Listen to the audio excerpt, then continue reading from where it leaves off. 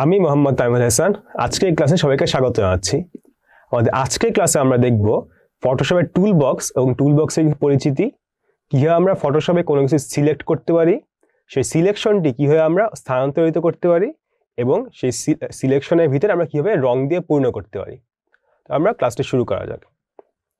সবার শুরুতে আমরা কীভাবে আমরা ফটোশপে বিভিন্ন কাজ করতে পারি সেটা দেখব। ফটোশপে আমরা কাজ করার জন্য বিভিন্ন টুল বক্স নিয়ে কাজ করি।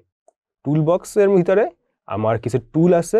আমরা যদি আমাদের মাউসের কার্সার নিয়ে যদি কোনো টুল বক্সের উপরে কোনো টুলের উপর যদি রাখি, তাহলে ফটোশপ কি করবে, তার নামগুলো আমাকে বলে দিবে।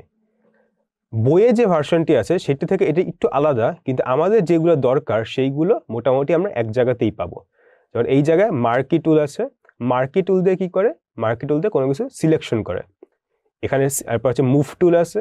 মুভ টুলটা হয়তো বইয়ে একটু অন্য জায়গায় বা দেখতে হয়তো একটু অন্যরকম, কিন্তু আমাদের কাজ যেটা সেই কাজটার আমরা যদি বুঝি তাহলেই হবে। এখানে হচ্ছে ল্যাসো টুল আছে, ক্রপ টুল, আই ড্রপার টুল। প্রত্যেকটার কাজই আমরা এখানে যদি উপরে যদি রাখি, এখানে ছবি সহ কিছুটা দেখা যাচ্ছে। হয়তো এইখানে যেটা হচ্ছে এটা হয়তো অন্য সব ভার্সনে তো নাও হতে পারে, কিন্তু যেটা বললাম আমাদের এখানে কার্সারটা নিয়ে যদি রাখি তাহলে আমার এই জিনিসটা কি করে সেটা ফটোশপ বলে দিবে।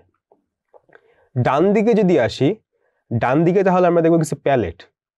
এই প্যালেটগুলাই বিভিন্ন ধরনের কাজ আমরা করতে পারি। এই প্যালেটগুলোর নাম যেগুলো, সেই নামগুলো উপরে ট্যাব আকারে দেয়া আছে। এখানে আমাদের দুইটা ওপেন আছে, এর মধ্যে একটা যে কালার আর আরেকটা হচ্ছে লেয়ার যে ট্যাব, সেটি ওপেন। এখানে আমার পাশে আরও ট্যাব আছে, সে চ্যানেল বা পাথ।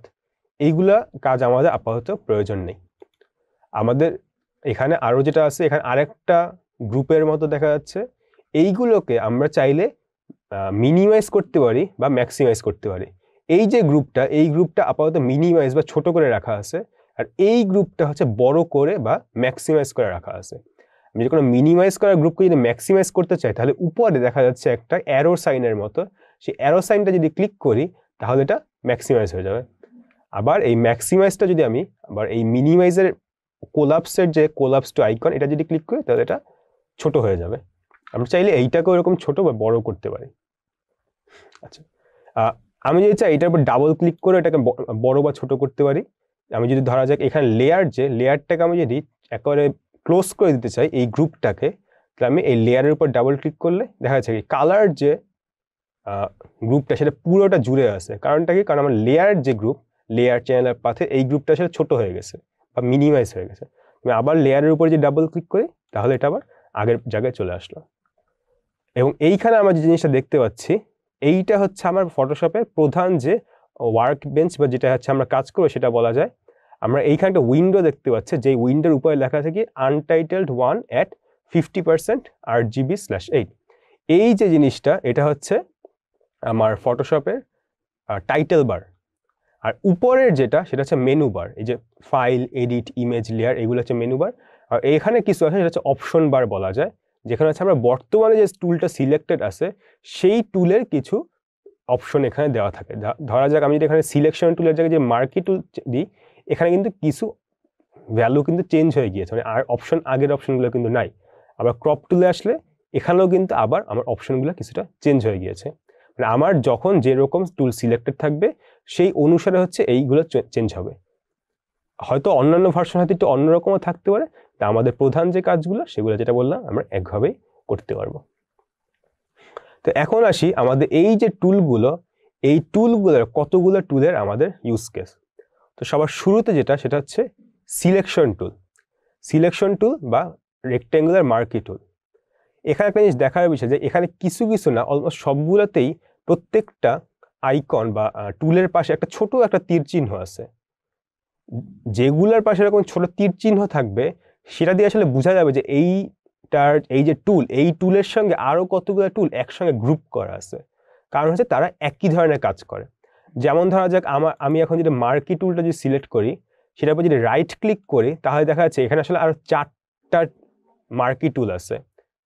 আবার এইখানে ল্যাসো টুল, এই ল্যাসো টুলের উপর আমরা যদি রাইট ক্লিক করি তাহলে দেখা যাচ্ছে এখানে 3টা এক্সট্রা ল্যাসো টুল আছে। এক্সট্রা আছে 2টা এক্সট্রা, মানে টোটাল 3টা ল্যাসো টুল। আমাদের যখন যেটা দরকার হয় আমরা তখন ওইটা সিলেক্ট করে আমাদের কাজ করব। তো সবার শুরুতে আসে হচ্ছে সিলেকশন টুল বা রেক্ট্যাঙ্গুলার মার্কি টুল বলতে যেটা, সেটা নিয়ে কাজ করি আমরা। যে লেয়ারে আমরা এই জিনিসটা কাজটা করব, প্রথমে করব কি, আমাদের এই মার্কি টুলটা সিলেক্ট করব। এরপর এই যে আমাদের এই যে ফটোশপের যে ডকুমেন্ট, সেই ডকুমেন্টের যেখান থেকে আমরা শুরু করব আর যেখানে শেষ করব এই পরিমাণ আমরা টেনে হচ্ছে একটা বক্স ক্রিয়েট করব। এখন আমি যদি চাই এই বক্সটা একটা পারফেক্ট স্কোয়ার হবে, মানে সবগুলো দিক সমান হবে, তাহলে আমরা শিফট প্রেস করব। শিফট প্রেস করলে এইটি সম্পূর্ণ একটি স্কোয়ারের হয়ে যাবে, মানে সবগুলো দিক সমান। আর যদি না চাই তাহলে আমরা শিফট ছেড়ে শুধুমাত্র মাউসের সাহায্যে টেনে এটাকে আমরা বড় বা ছোট বা যে সাইজের দরকার সেটা করব। যখন আমাদের মনে হয় না আমরা জায়গা মতো আমাদের কি বলে এটার সিলেকশন টুলটা নিতে পেরেছি বা যে সাইজ দরকার সেটা পেরেছি, আমরা এবার মাউসটা ছেড়ে দিব। মাউস ছেড়ে দেওয়ার পর কিন্তু এই যে সিলেকশন টুল, এই সিলেকশন টুলের সিলেকশনটা আর চেঞ্জ করা যাবে না। যদি করতে আমাকে নতুন করে আবার সিলেকশন টুল দিয়ে সিলেক্ট করতে হবে। এরপর আমরা যদি চাই এই সিলেকশন টুলের এই যে সিলেকশনটা আছে এটা হচ্ছে এখন ফ্লোটিং বা ভাসমান অবস্থায় আছে, আমরা এই সিলেকশনটাকে এদিক ওদিক করে সরিয়ে আমরা জায়গা চেঞ্জ করতে পারি।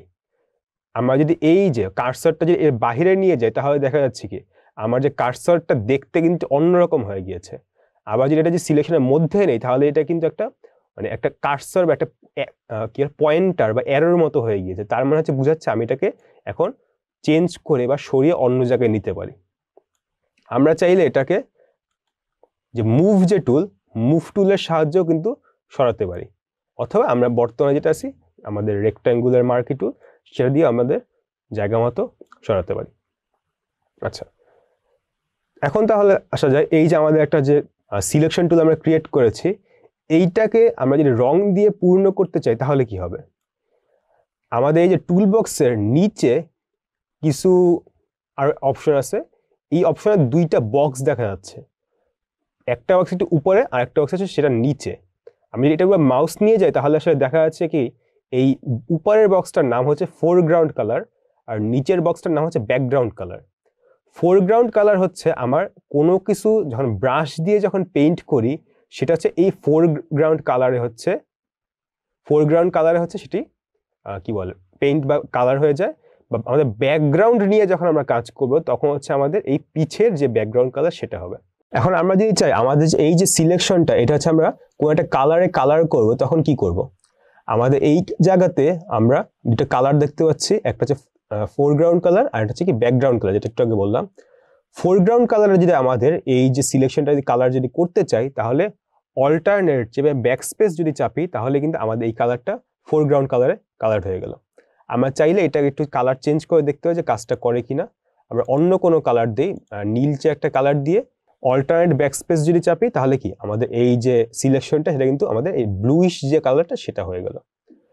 এখন আমরা যদি এই যে সিলেকশনটা যদি চেঞ্জ করি বা মুভ করে তাহলে আসলে কি হবে, আমরা যদি চেঞ্জ করে যদি অন্য সিলেকশনটাকে অন্য কোথাও যদি নিয়ে যাই দেখা যায় কি সিলেকশনটা হয়তো সরেছে, আমাদের যে কালার যেটা কালারটা কিন্তু ঠিক আগের জায়গাতেই আছে, মানে আমরা সিলেকশনটা সরাচ্ছি কিন্তু কালারটা কিন্তু সরতেছে না। আসলে তাহলে সিলেকশনের কাজটা কি, সিলেকশনের কাজ হচ্ছে আমরা লেয়ারকে একটা নির্দিষ্ট জায়গায় সিলেক্ট করব।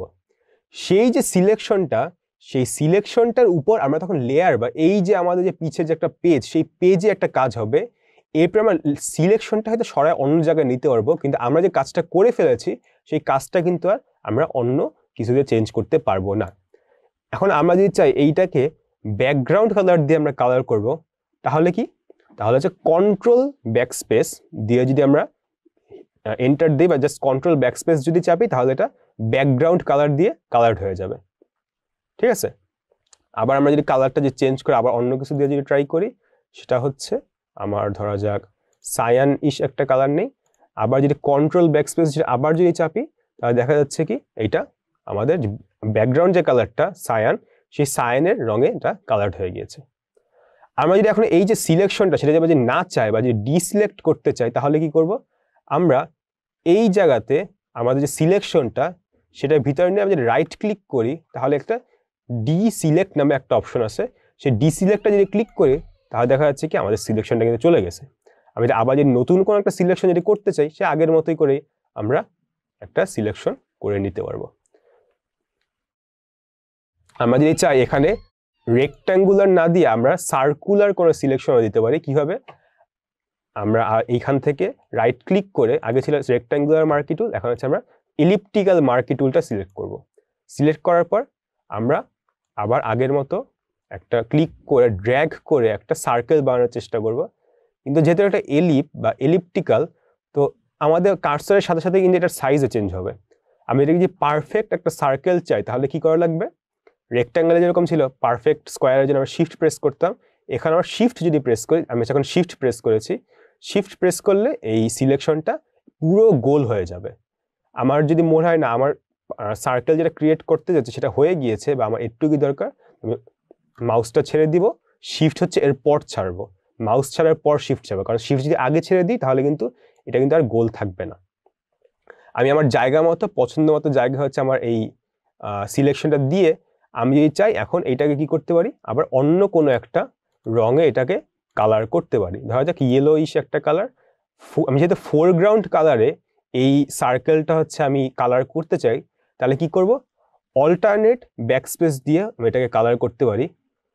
অথবা আমি যদি চাই, আমি এইটার উপর রাইট ক্লিক করে ফিল বলতে একটা অপশন আছে, বা আমরা এটাকে এডিট থেকেও পাবো, এই ফিল দিয়ে হচ্ছে আমাদের নিজেদের ইচ্ছা মতো একটা কালার করতে পারি। কালারটা কি হবে? আমি এখানে এই যে কন্টেন্টে যায় আমরা এটা রাইট অ্যারো ক্লিক করে কালার অপশনটা আনবো, এটা ক্লিক করলেই আমার একটা নতুন একটা উইন্ডো চলে আসবে। সেই উইন্ডোতে থেকে আমরা চাইলে হয়তো এই যে ইয়েলো কালারটা সিলেক্ট করে ওকে দিলে আমাদের এটা এই কালারে কালার হয়ে যাবে।